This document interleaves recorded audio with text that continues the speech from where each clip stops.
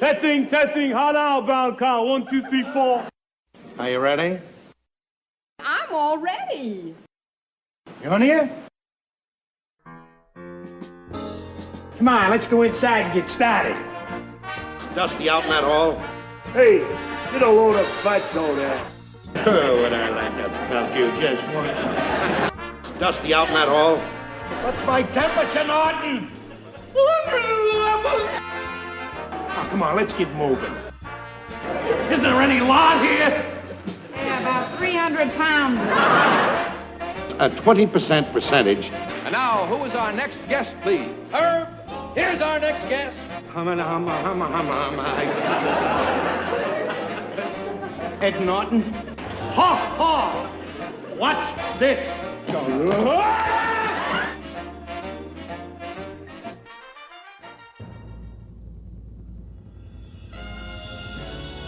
The Honeymooners Podcast, the only podcast that is all about the greatest show of all time. With the stars, Joe Conti and Louis Fatts.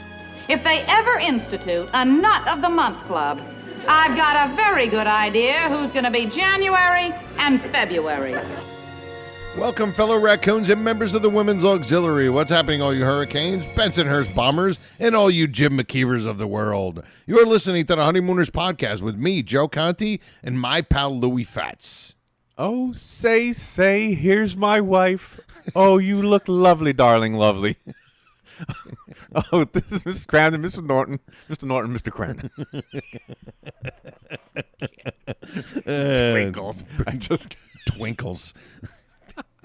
Yeah, the only podcast all about the greatest show of all time. We record at the Non-Productive Studios at 328 Chauncey Street in Bensonhurst, Brooklyn, a.k.a. Clifton, New Jersey. Yeah. Subscribe to the show wherever you get your podcasts. And if you're on iTunes, give us a 5-star rating and leave a positive review. Our home base, if you don't do the podcast thing, it's non-productive.com/honeymooners. You can listen to all of our episodes from there. Don't forget to like our Honeymooners Podcast Facebook page. Follow us on Twitter at Honeymooner1. And if you want to support us through the Patreon, just go to our non-productive.com Honeymooners, click on any of the episodes, scroll to the bottom, and you can join in and just contribute a little bit. You know, Yeah. you could give us anything. You could give us Anything you want. yeah. Suppose I can put you down for the usual buck. Yeah, if We'll you take want. that too. Sure, and if you want, $100. sure, I'll take that too. Absolutely. How much was that? That was $100. That's right. If you want to, we need new microphones, Yeah, people. really. And if you want to leave us a voicemail. Radio Shack's out of business. Yeah, exactly. Great places. Yeah, we're just at the shack right now. Yeah, we're, right. we're not even at the Radio Shack. If you want to leave us a voicemail, call 240-442-2635, and you can email us at honeymoonerspodcast@AOL. Okay? And what's going on, Lou? Joe, number 94. Yes, 94. I have a 94. Okay. Charles Haley. 13 years, Niners and that other team. 5 Super Bowls. Yeah. And 5 Pro Bowls. Isn't that crazy? Charles when Haley. you think of 5 Super Bowls, you don't think of Charles Haley. Yeah, you don't. But yeah, That's he's in one of a those 13-year guys. career, 5 Super Bowls in 13 years. That's amazing. That is So, tremendous. Charles Haley. That's it. Charles That's our Haley. 94. Yes. All right. So what do we want to start with? First, we got to start off with our tremendous, stupendous, and absolutely wonderful sponsor. That is Silk City Hot Sauce. Yeah. Silk City Hot Sauce, go there. Go to SilkCityHotSauce.com, right? Get yourself some delicious, and I mean delicious. The most delicious you've ever tasted in your life. In your life. In your life. It's so much more delicious than I don't want either. I'll have a small cup of black coffee. Yeah. It's delicious, and it's healthy for you. Yeah. Right? Yeah. Especially if you're I've been putting on a little weight lately. It's so dumb. See? Gonna mambo that weight off. Yes, exactly. So what you do is go to SilkCityHotSauce.com, right? Find yourself some great hot sauce. I love Mango Madness and Slurp. Louis likes Aztec Attack and Badass Jew. Absolutely. And when you go to the, after you purchase 7, 8, 10, 15 bottles, however many bottles you want to purchase, when you're about to actually go and make the purchase. Yeah. You're in the, I guess they call it the checkout. Checkout counter. There's going to be a little coupon code on the right-hand corner. And when you click on that, well, what you have to do is you have to put RX. in the coupon code. So you got to put the 2 letters RX. in the coupon code. All right? That is RX. in the coupon code. I just love hearing R. Carney say RX. And when you put RX in the coupon code, you get 15% percentage off of your order, and you get a free bottle of Cherry Sriracha. I'm sorry, sir. I couldn't think of the word. Thank you. Good night, everybody. That's our show. All I wanted to do was just do that. That's all we want to do is the cherry sriracha. I don't even know if he makes it anymore, but I'm not going to say it anyway. Exactly. You take that cherry sriracha and you... There you are. Roll it around your mouth. And it's the most amazing cherry sriracha. You know why? I never tasted anything like that That's before. exactly why. And it's homemade. How can this harm you? It's homemade. Oh, God. That's one of my favorite parts. This really is. This is one of my favorite things. Cherry I just sriracha. love this cherry sriracha. But so definitely do that. That's our sponsor, and we love the Kingfish, Jeff Yes. Kingfish Levinsky. Yes, we do. And he is working on a brand. We'll tell you more about it when we talk about last week. Yes. About a brand new hot sauce. sauce that he's going to have. It's not cherry sriracha. It's not cherry sriracha, all right? Because we all know cherry cherry sriracha sriracha is, cherry sriracha. So how do we want to start the show? First off, we just want to go and from not last week was a special week, but the week before, we had our full-grown nut of the week, which we're going to have another one today. Yes. But the one from week before was our pal Bruce Cooperman. Yes, Bruce. So Bruce sent us a message, and his message was, I am humbled to have been named the full-grown nut of the week last week. Am I worthy of such an honor? My wife is steaming my raccoon hat. So the fur stands up, but at least I didn't put shoe polish on my socks. I found the shoe polish in the top hand, left-hand drawer, and but in all seriousness, thanks for the honor and keep up the great work. All right. All right, so that's pal Bruce. Full-grown nut of the week. We totally appreciate it, man. So what we want to do... Part of the 400. Is part of the 400, exactly. We want to get into the next full-grown nut of the week, and that is here.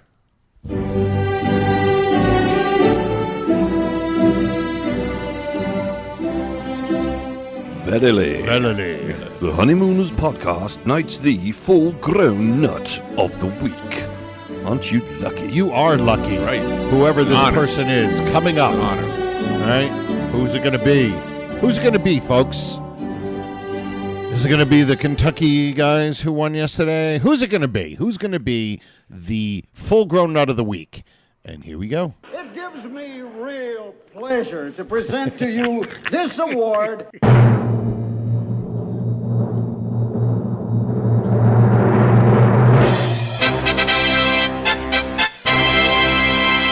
Wizard Romney. Yes, the Wiz, the Wizard. Nobody beats the Wiz. Yeah, nobody beats the Wiz, and nobody beat him this week. That's for sure. 20% off all of your Honeymooners lines right over at the Wiz.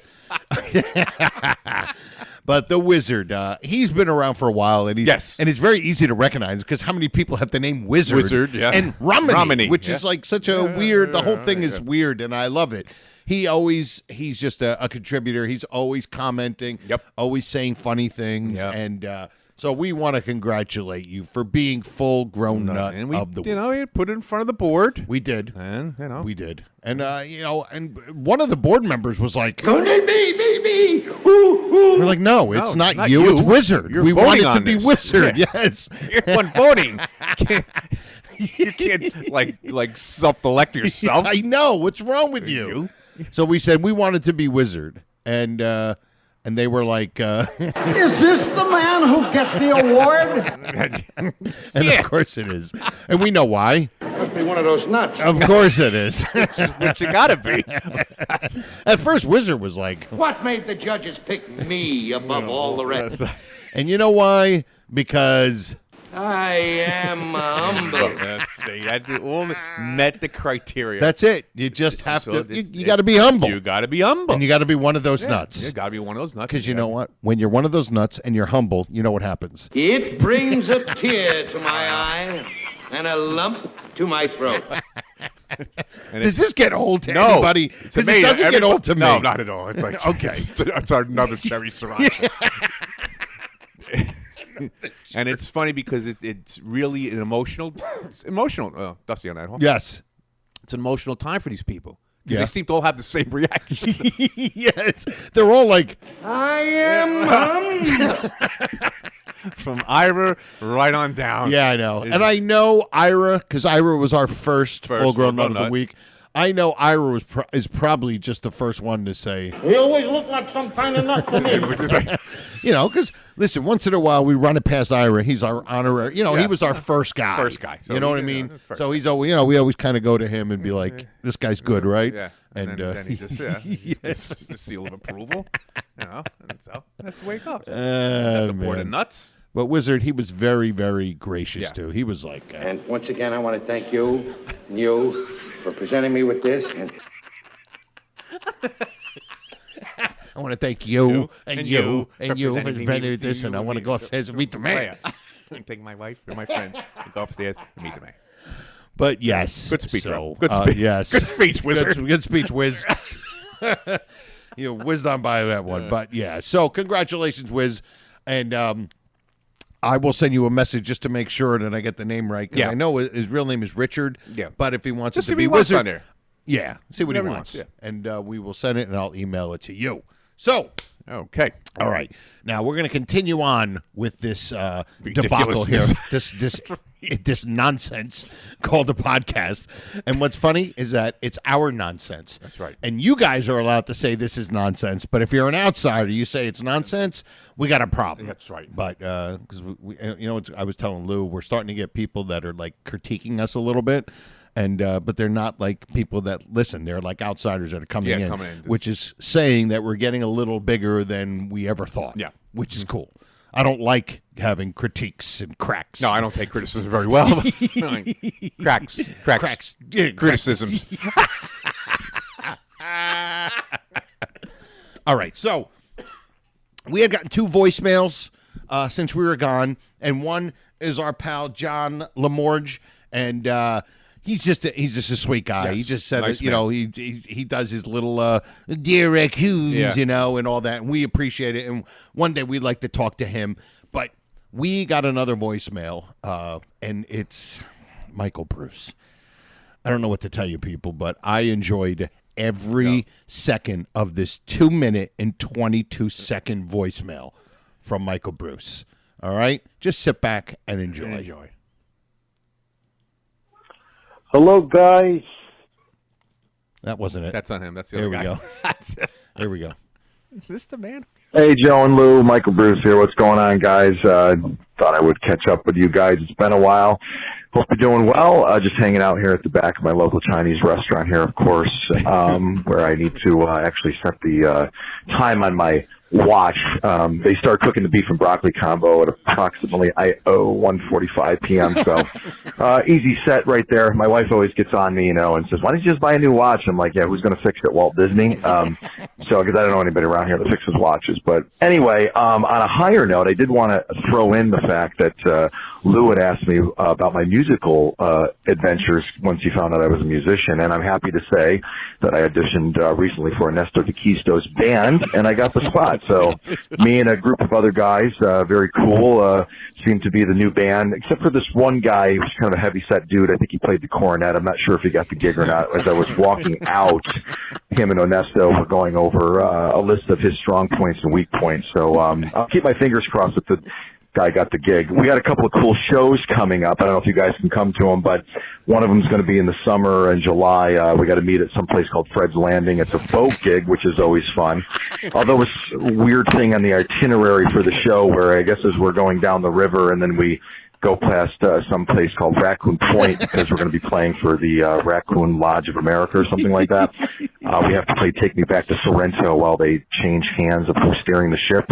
I don't know, but it's a paying gig, so whatever. And then even better than that, this is going to be very exciting. We're going to be going with Onesto de Quisto Band into a fancy music studio in Nashville.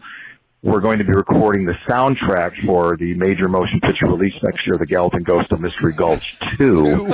I guess it's a mystery. So that's very, very exciting, doing a score for a movie that's coming out. So a lot of cool things going on. I'll keep you guys up to date with the music thing. You guys are doing an amazing job on the show. As always, keep up the good work. And Norton showing Ralph the mask and the top bunk without saying a word was one of the best moments in television history. Anyway, I'm coming to Jersey soon. Take care. We got to do lunch. Hashtag Honeymooners 24/7 RX. Hashtag Honeymooners 24/7. I got to tell you, I can listen to this guy do this all day. Just summed up all 39 in 2 minutes and 22 seconds. Yeah, Michael Bruce, tremendous. Great job. Thank you so much, man. What a. First of all, I always talked about how I love his voice.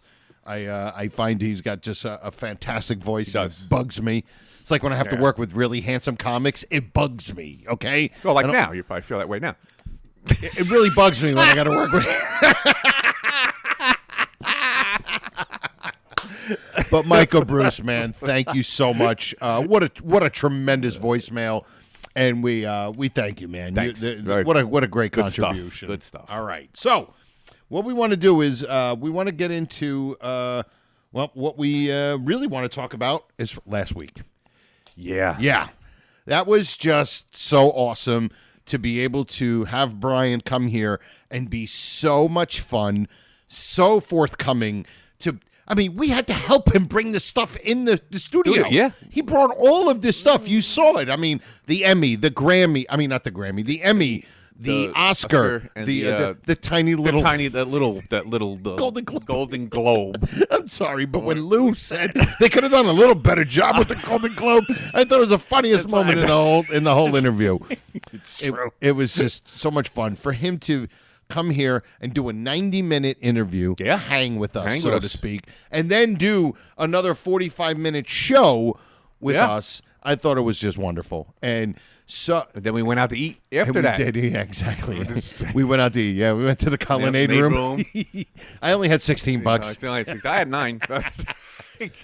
But Piccalilli and Chow Chow. And I will say, as nice as he sounded on the air, he is even nicer. Oh, I don't know how he can be. How but comfortable did you feel with him? It was amazing. There was it was like we've known him forever. That's how he makes you feel. Not that I'm like one of them starstruck people, but you always have that little bit when Absolutely. you meet somebody like that. Absolutely. None at all. Nope. Because he was just so at ease. Yeah. So at ease. He, first of all, the fact that he made the joke about, we wanted to, because I said, we want to talk about your career also. Yeah. And he made the joke. He's like, well, after that 3 minutes is up, we can talk about my father. And right there. Yeah. That just tells you right there. This is somebody who doesn't take themselves serious. No. And as much as he loved to talk about his father on the air, he liked to talk about his father even off the air. Off the air, we have some loves things. it. Yeah. He showed us so many pictures of his dad when he was a young man, when he was a baby. Yep. It was just so awesome. This is a man who truly loves talking about his dad. Yeah. He adored his father, and me and Lou discussed this. Think about this. Your dad is one of the most iconic people in TV history. And he's a musician. Yes. Played in a band, played colleges for a long time. Something happened. Something up there. There you go. Something happened to my mic. There we go. Yeah. And then he's been doing commercials and voiceovers for 40 years. Listen, that easily could have gotten to yes, my father. Yeah, I know, my dad. Yes, I know you loved him. Yes, I know. Not even close. Nope. Which, you know what that shows? That shows what kind of a man Art Carney was and what kind of a man Brian is. Yep. And he said he was a good father. Had to be. He said he was a good father. He said his parents. He had good parents. He had good parents. Because if he didn't have a good father, he wouldn't be bringing pictures of his dad. And he's not doing it because it's like, hey, look at this. It's my dad. He's like, this is my dad. Yeah. Not he doesn't make it about him. No. I keep pointing to where Brian was sitting, which is kind of funny. Yeah. But he doesn't make it about him. He's truly talking about his father. Just the fact, he goes, look, I love it when people tell me how much that, like, what he did for them, how much happiness he brings. So he's like, I like the fact that just by showing people the hat, it's all positive. I'm bringing them happiness. Stuff. It's positive. Positive stuff. Absolutely. And he brings that head everywhere. The box he carried, that's so cool. The box that it had. Oh, man. It's just it's great. Oh, man. You have to, because you can't just leave that laying around. Leave that laying around like $75 in the bank or something. No, you don't leave that laying around. But yeah, so it was just, we enjoyed that. It was so much. It was great. And he probably, if we asked him, he would come back again and do it again. Yeah. I mean, I talked to him once in a while. He was like, he goes, I need Louie's number. Can you give me Louie's number? I'm like, yeah, sure. And he called you because he wanted to say thank you. And then I had to call him to get his address. Okay. I actually texted him just for his address for Silk City because Jeff Kingfish wants to send him a bunch of hot sauce. There you go. He called me. Yeah. He's like, hey, what's going on? Then he mentioned the name of that's what we have to do. So Kingfish Levinsky, who you guys know, Silk City Hot Sauce. He listens to the show. His father was a big Ralph. He was part of Ralph and all that. So he says how he enjoyed the episode with Brian. And he says when Brian said sitting on a road flare. Yeah, when he was talking about different hot sauces, and he goes, what do you have one? Do you have one called Sitting on a Road Flare? Well, guess what? Jeff Kingfish Levinsky is making a hot sauce called Sitting on a Road Flare. Brian's like, are you serious? I'm like, yeah, he loves it. He's using that. I mean, listen, he's got Badass Jew. He's got one called Jonestown or something. Yeah, so obviously he's got a kind of a dark sense of humor. Why not Sitting on a Road Flare? So because of Brian, he has a new hot sauce brand that's going to be called Sitting on a Hot Flare. Right. But it was just so awesome it was great. I hope everybody enjoyed it. Yeah, we had problems with the YouTube thing and all that, but we have the video on Facebook and plus the audio, and it was great. And anytime Brian wants to come back, he's more than welcome. Yep. All right. So now we are going to get into. Oh, you know what? First, we're going to get right into our pal from last week, Bruce Cooperman. Right? We were talking about Bruce and how he was full grown nut of the week. So he sent me a quick email a couple weeks ago, and it was it's Bruce. Hello, Weisenheimers. Hope all is well, and looking forward to the next episode of the podcast. I have a little debate, and I think you should bring up on the next edition. In unconventional behavior, when Ralph and Norton are in the apartment, and Ralph is showing Ed the things he bought for the trip, he hits the box with the snakes. Yeah, it's a box of candy, a fake box of candy. And then those snake things come out, right? Yeah. And they pop out. Then he hits the box with the snakes, and they pop out kind of viciously. I don't think that was intentional, as they both look startled, and by the ad-libs that followed. Just my opinion, and I'd like to hear what you guys both think. Thanks, and I have to get some sleep so I can be fresh for the convention in Minneapolis. Be well. So, what I want to just quickly play the clip of that, and it's from Unconventional Behavior, which I know it's episode 33, and.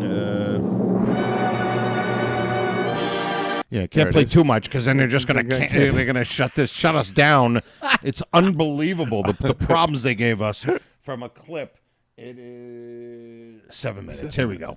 7 minutes in, and we'll just play the audio of it. And here we go. He'll get his feelings hurt. He'll think I'm making fun of him. Okay. What up? Here's a fake box of candy. You know, you say, have a piece of candy to someone. Yeah. They grab the box and... a load of that. I don't know. It's kind of subtle. I don't think they'll get it. They really come out of there. Pick those up. Pick those up. Now, when you watch it, everybody knows what they watch. You know, it pops up, and then Ralph grabs the end of his nose, almost like he got hit in the nose. And you look, and he didn't. Okay. So that kind of makes you think he was, acting like he got hit in the face. Yeah. And then, of course, Ed Norton goes, subtle. I don't think they'll get it. pop these things. But first of all, they're surprised. Right. Because now remember, obviously Gleason's not rehearsing with them. Now, when they went through the rehearsal, what did they do? Right. Did they not? They'll say, don't pop the thing. We'll wait for the show. So maybe Arcani doesn't know how this thing's going to fly out of there. And the person who's sitting Ralph in for Ralph. Yeah, Exactly. Whoever, it's Philbin or whoever's doing Ralph's part. So, and then and this thing like flies. It startles both of them. And then Norton says, well, it's kind of subtle. I don't think they'll get it. Like, what? It's so funny. That's why I'm like, that's either it's such a funny not sarcastic, but ironic joke. Yeah. Or that was just Arcani just kind of, in a little skate key day. You know what I mean? Yeah, like things like just throwing something in. Absolutely. Subtle. I don't think they'll get it. Well, not sure. What's to get? You're asking somebody if they want a piece of candy and they get a face full of snakes. Snakes, yeah, exactly. So I don't know. I'm not sure, but the whole thing, it just seems that it's just kind of a funny, quick moment. Yeah. So to sit there and say if it surprised them or not, it probably surprised them in the fact that maybe it went a little bit wackier than they thought it was going to be. Well, yeah, like going back to what I said, if they didn't do it in rehearsal, right. you don't know how these things are going to jump. Things are going to jump out of pop out of there. Exactly. No. So, but yeah, I like the fact that he's subtle. I don't think they'll get it. I don't think they'll get it. So, absolutely hilarious. So now let's get to where are we going to go from here? We are going to go with the Humphrey Davis quandary. Yes. Okay, Lou. All right, bring this up. Everybody knows I'm a Car 54 guy. Yep. And I watch him sporadically, and I just did a nice feeling. I mean, nothing else on, so I'm throwing on Car 54. Haven't watched it in a while. And one of my favorite ones is with Shari Lewis and Rocky Graziano and Sugar Ray Robinson. And anyway, at the end of this episode, Humphrey Davis appears as the lawyer for Sugar Ray Robinson's lawyer. Sugar Ray Robinson supposedly has all these companies and whatever, this legal mumbo jumbo that they're sorting out. And Humphrey Davis is the lawyer. So I see him, and I know he's in the show, and I'm like, and it just got me thinking about Humphrey Davis. Now explain who Humphrey Davis is. Okay, Humphrey Davis is, as we know him, he's listed. He's listed as the conductor. The administrator's going to me. I was going to the opposite end of Norfolk, Virginia. That guy. It's a good impression, Lou. You're like the Rich Little of this show. You do a good conductor and Mr. Marshall. And Ken Lynch. Yes, of course, the Ken Lynch. So that's Humphrey Davis. Right. Now, and me and Joe have said this before, we rely on IMDb. Yeah. We do. That's all we really have. That's all we really have out there. So it's tough. So now, and Joe always says this, IMDb is not... It's not 100%. Not 100%. It's not. So I go on IMDb to find out about Humphrey Davis. And on The Honeymooners, he's given credit just for one appearance, and that is the conductor. Train conductor. So now I'm looking at his face and like, oh my God, he kind of looks like Jim McKeever. I used to think. Didn't you think that, Joe? Joe? I mentioned it many episodes ago. I said I thought that he was the same guy as Jim McKeever. And then we looked it up and said, no, that's another guy. And also, he's the other judge at the costume ball. Right. I'm winning that ball. I'm winning that ball. I was like, hey, that's what you're supposed to be, aren't you? Right. He has a line. So he's not listed in that not either. Listed again either. So now I'm saying, is it or is it? Or are these just guys two lookalikes who resemble the conductor, this Humphrey Davis guy? Right, because he's got a mustache, right? He's got a little mustache, I don't know. He's got one of them pencil mustaches. He may, I don't know. I can't remember right now. Right. But Jim McKeever, who has no lines. In Pal of Mine, he just stands there. He's just standing there. And he's no kind of lines. grinning, right? No lines. He has the one line in the Man from Space. Man from Space. You know, it's supposed to be, ain't you? That's what you're supposed to be, ain't you? Man from Space. And then he obviously has his line as the conductor. Right. So is it Humphrey Davis? This is if it's not, who is the guy that plays Jim McKeever? That's another thing. Now I went back into the cast and crew of the Honeymooners, and I find nobody giving credit as Jim McKeever, right, or as the judge. The judge at the costume party with the president. With the president, with Mr. President, with right. Cliff Hall. Yes. So we're throwing it out there to you guys. Yeah, you know what? This is a good question for you guys because I always thought that was Jim McKeever. the same. Joe always did that. Even before we started talking about this, and then when we looked it up, I was like, "Oh wow, this is not him." Yeah. But now we're finding out that there is no Jim McKeever, and there is in no, any of the credits, and no judge, and no costume party judge. Exactly. So we're looking at this man, and we're saying, "Wait a minute, he can't look that much like Humphrey Davis and not be Humphrey Davis." Yeah. And if not, who is the guy? Who is the guy? What's the actor's name? What's his name? It's not listed. Yeah. Because Honeymooners, and it's probably a Gleason thing. Yeah. Nobody got credited, but the 4. Right. Nobody's even credited. on IMDb, there's always uncredited. Right. Even like George Petrie. Right. 14 uncredited. Correct. Yeah. And I think it has something to do with is that something to do with residuals? I don't know there's if their something names about are listed the credited or names uncredited. are listed in. I think it just means that it's not, because they just use the same intro and exit all the time. Right. You know, like then you know, like the sitcoms as they progress, it will be special guest star and have all the different people. It was the same intro. I mean, same because ending. I always look. I'm a name reader like you are, Joe. I read names that I want to see who these people are. See And who the people even in, as a matter of fact, we brought this up once before in this Car 54 episode where it's a boxing scene and they're working in the gym and fighting somebody, and Rocky Graziano knocks out this guy, and it turns out to be Frank Giuseppe, whose name is on the marquee behind Ralph and in A Man's Pride, in front Pride. of Madison Square Garden. His name is on the marquee, and that's actually him in this episode. So that's why you read credits, and that Car 54 does give credit for people in that episode. Right. So that's why I always read them to make sure. It's usually at the end. Usually at the end. Yes, at the end. You don't do it in the beginning. Do it at the end. Right. So that's it. But Honeymooners, everybody's uncredited. Correct. So this is probably why, I don't know, we you wind up with problems like this on IMDb because of them being uncredited. Correct. So yeah. So that's it. That's our Humphrey so Davis.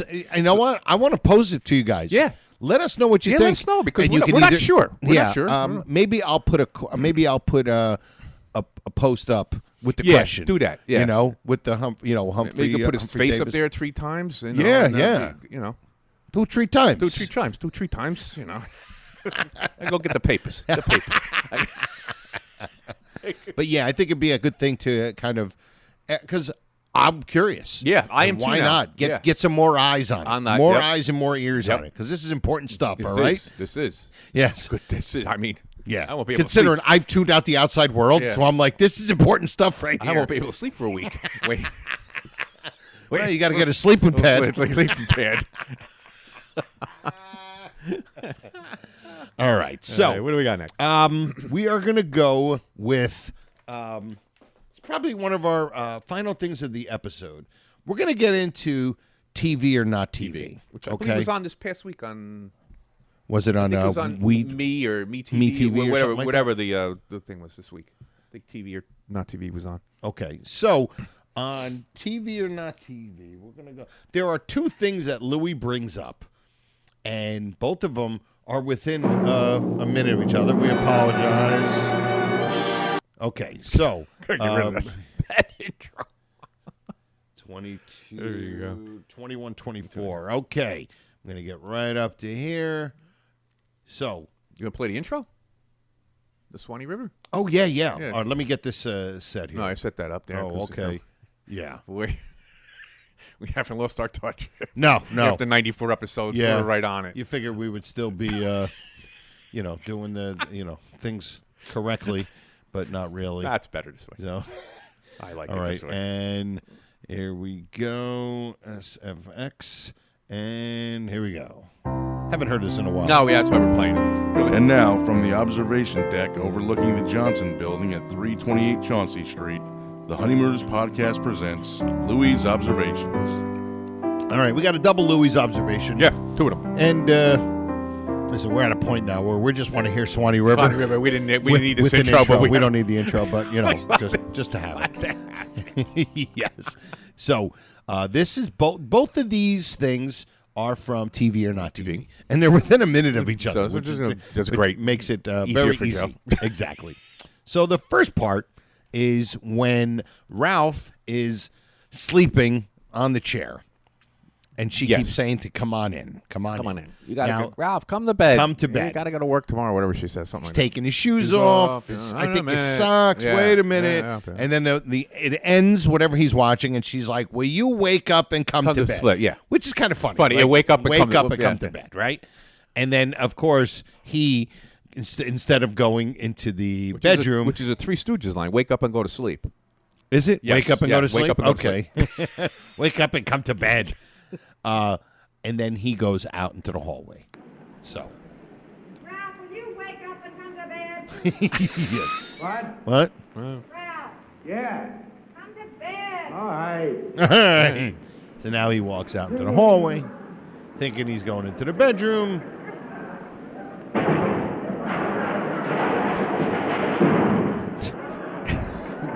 Makes a lot of noise. Makes a lot of noise. And now, holding his head. Yep.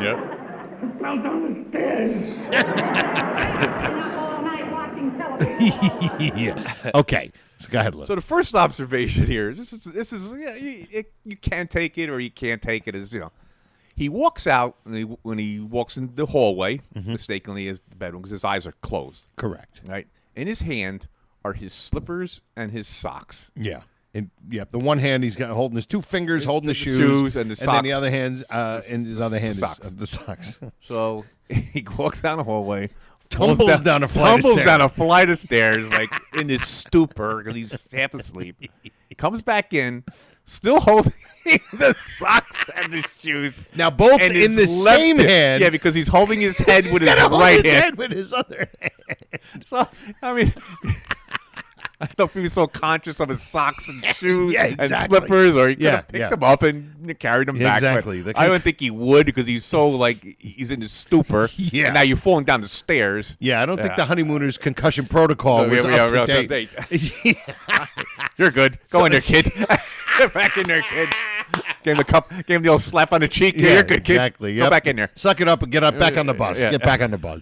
So it's just kind of funny because, of course, he's got to hold his head. Yeah. And so whatever they were doing, they were probably hitting things to make it sound like that. him tumbling down the stairs. Like they did a whole flight of stairs. I don't know what they did, but they made some racket back there. Really, it's perfect because It is. It's cartoonish. It's over the Yes. top, but It gets the feeling of Ralph falling down. Makes your point. Yes. It makes the Yes, point. it does. And he comes back, and he's still got his Shoes and socks, and he's holding his head. So now we're gonna let this play. Yeah, 'cause let it it's go. only like a minute. So now, of course, here comes the great one, holding his giant bag. Does this make you hungry? There are scenes that this scene makes me you hungry, right? Because it actually looks like a good sandwich. Oh, it looks like a real good sandwich. The giant one didn't look right. No. Downstairs, in the basement. Yeah. But this sandwich one looks like it was made out of a ridiculous Italian deli. Yes. Oh. Maybe fried tags. And now for the late show. There we go. Takes out that giant sandwich. And I love their reaction. It's a perfect reaction. Yeah. There we go. Now.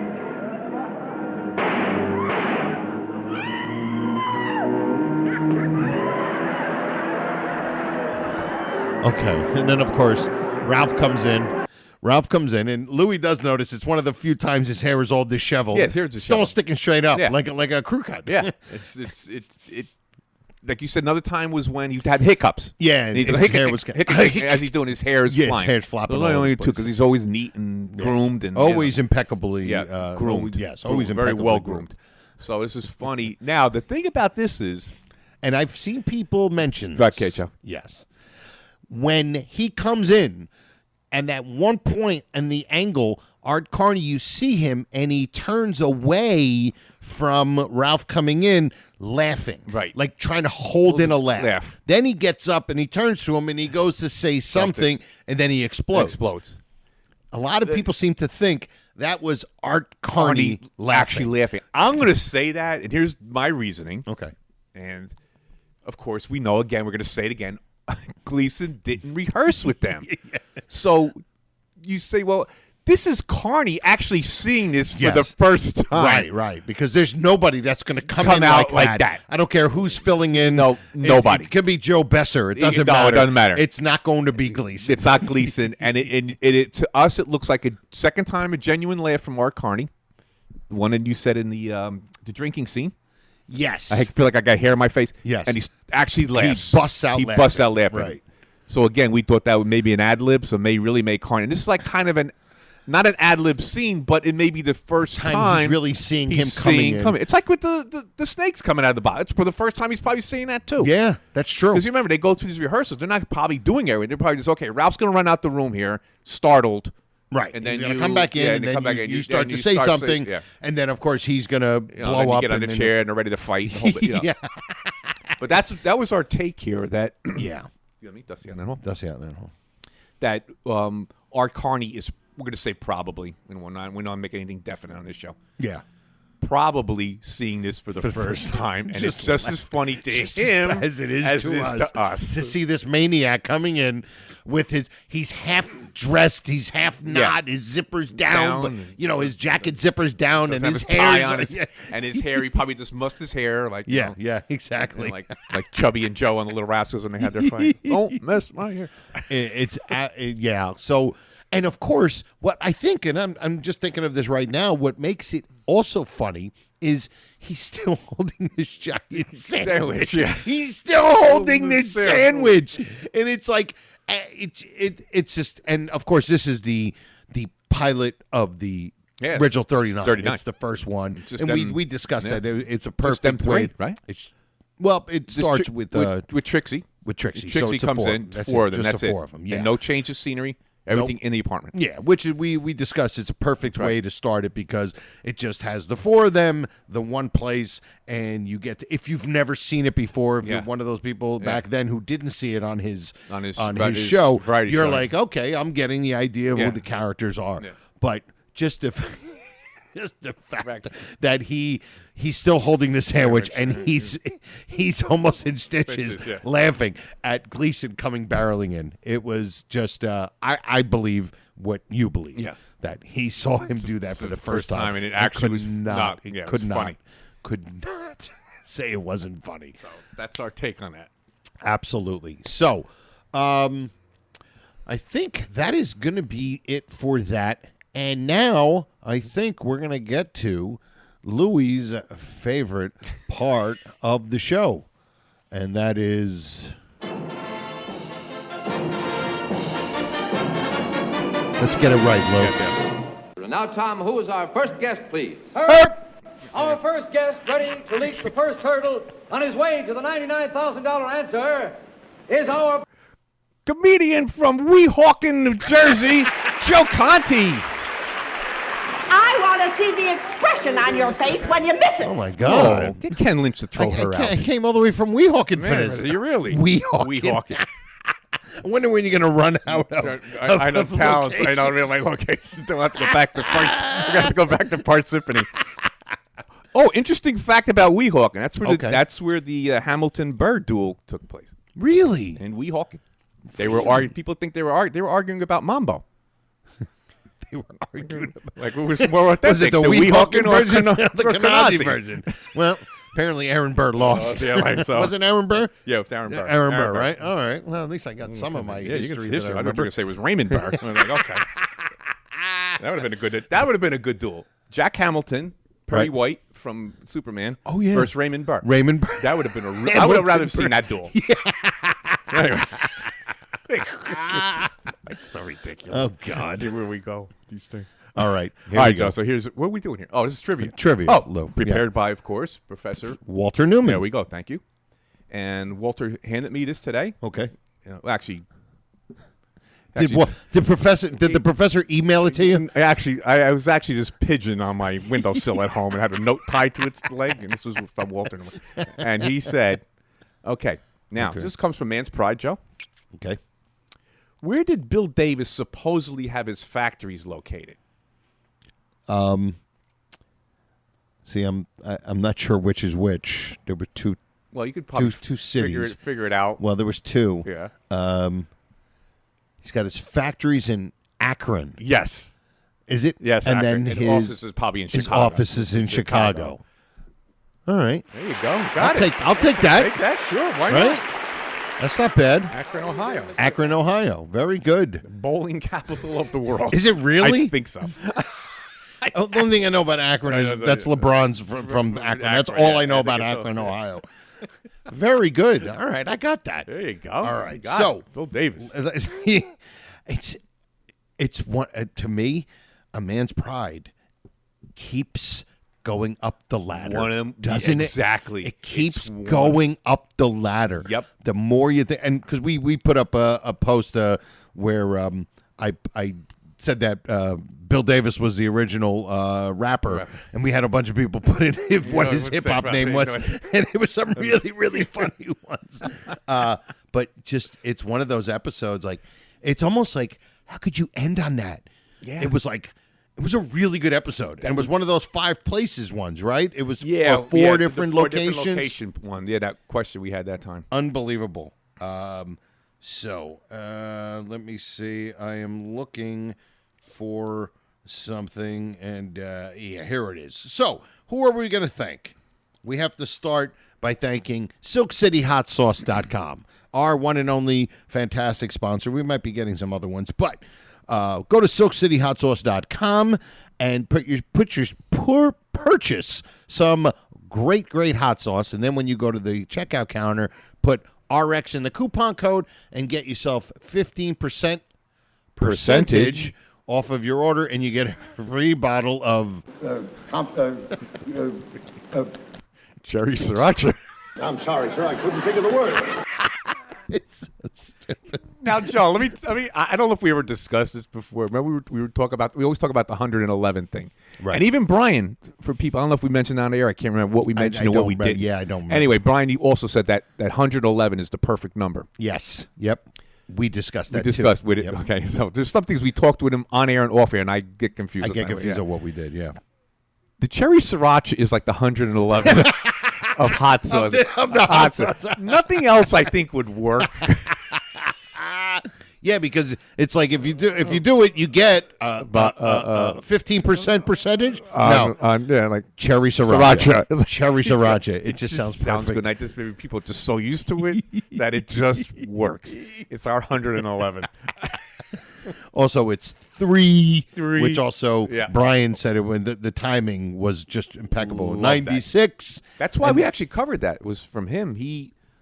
When you asked him, I believe, what would you like to cover? We asked him if he wanted to cover a certain episode. Yeah, and he said he loved the one. So he told you that was the one where his dad was sleepwalking, and he was and like it's weird to hear somebody say my dad when you're talking about Art Carney and the Ed Norton character. But yeah, that was all him. It was him. He loved it because he said he loved the timing of the 90 counting down and hitting the three. He thought the timing was impeccable. Of course it is. Of course it is. And that's what he said. It was impeccable, and he loved this. And just the way he says three. Yeah, because it wasn't just about the way he said it, because he was counting down perfectly. Yeah.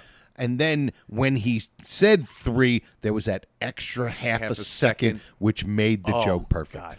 So that was just tremendous. Yeah. So let's see. Who else can we thank? All of you special pals who listen, email us, and, of course, Full Grown Nut of the Week, which is Wizard Romney, of course. And Wizard's going to contact you with how he wants it on his I'll ask him. Yeah, exactly. And don't forget to go to our pal Brother Norton has an Etsy. He's got because Louis just got it. He gave us a couple of mugs. Yeah, and he said Louis's got the Pour Away Mine Host coffee mug. It's a little strong but good on the one side, and Pour Away Mine Host on the other side. So if you go to Etsy.com, and if I don't have the info on it, but it's the Honeymooners store. Just look up Honeymooners store. You look it up, and he's still got 4 or 5 different things on there.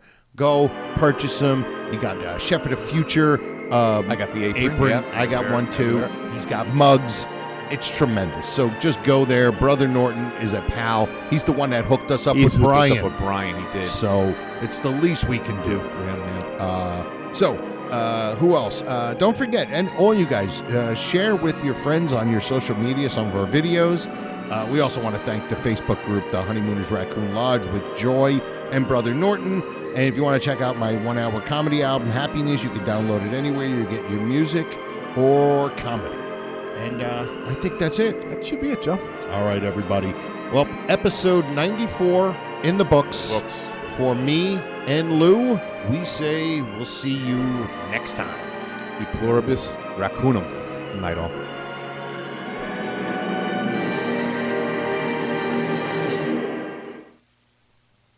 Goodbye, Mr. Crandon. I'll be seeing you. I'll be seeing you, Irving Kale and Sammy Fain, 1938. Oh, Mr. Crandon, it's all over now. It's all over now. Basie Simon, 1927. No, good night, Mr. Crandon. Good night. There were 2 songs, Good Night. It was Good Night, Irene, written by Lomax and Ledbetter. Good Night, Sweetheart, written by Rudy Valley and Ray Noble. RX. This has been a non-productive media presentation. Executive producer, Frank Hablawi. This program and many others like it on the Non-Productive Network is distributed under a Creative Commons Attribution Non-Commercial No Derivatives license. Please share it, but ask before trying to change it or sell it. For more information, visit non-productive.com.